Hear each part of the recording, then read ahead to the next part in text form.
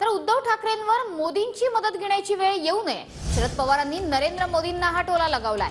उद्धव ठाकरे अडचणीत असतील तेव्हा मदत करणारा पहिला मीच असेल, टीव्ही 9च्या महामुलाखतीत पंतप्रधान मोदींनी हे वक्तव्य केलं होतं।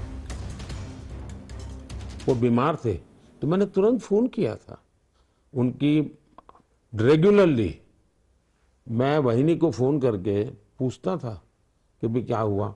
वो ऑपरेशन करने से पहले मुझे फोन किया कि बोले भाई आपका भाई साहब क्या सुझाव है। मैंने कहा भाई देखिए पहले ऑपरेशन करा लीजिए, आप बाकी चिंता छोड़ दीजिए, शरीर को पहले क्या दीजिए।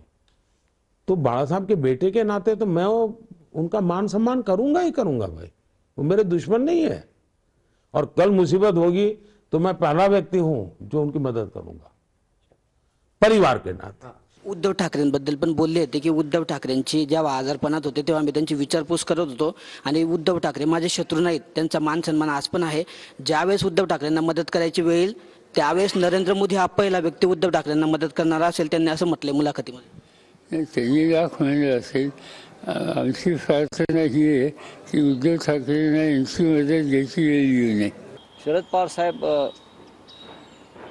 हे टू द पॉइंट बोललेले आहेत।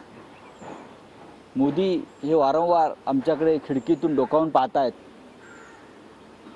आणि त्यातच कळतंय की देशातले निकाल कोणत्या दिशेने चालले आहेत।